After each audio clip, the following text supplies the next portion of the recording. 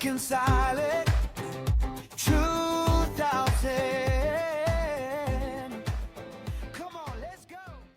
So after all these questions of truth, meaning, consciousness, morality, and reality itself, eventually I find myself arriving at the same place humanity has wrestled with for over 2,000 years, and that is about the person of Jesus Christ. The major historical debate today is not really whether Jesus existed. Historians across many different worldviews generally agree that Jesus of Nazareth was actually a real historical person. In fact, there is enormous historical documentation surrounding his life compared to many ancient figures, and people rarely questioned at all. So maybe the deeper question is no longer, did Jesus exist? Maybe the deeper question is, who exactly was Jesus? Because when I look at Jesus, I don't simply see another religious teacher. I see someone unlike anyone else in human history. Someone fully human, yet somehow beyond ordinary humanity, and at the same time, fully God. And I think that's why people still wrestle with him today. Because Jesus didn't merely teach morality. He made claims about the truth, about identity, and about God, and about humanity itself. And maybe one of the most confronting things Jesus ever said was this: I am the way, the truth, and the life. Not I know a truth, or I am a truth. And honestly, that forces people into a difficult position.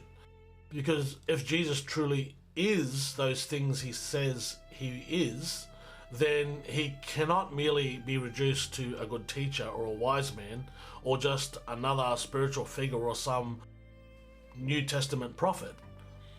And I know some people will say, well, maybe Christianity is just true for you.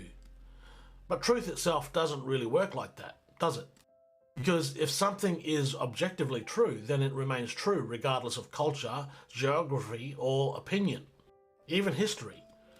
And that's something I've had to wrestle with personally too.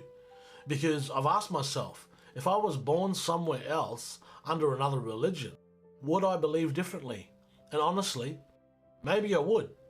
But that still wouldn't answer the deeper question: what is actually true?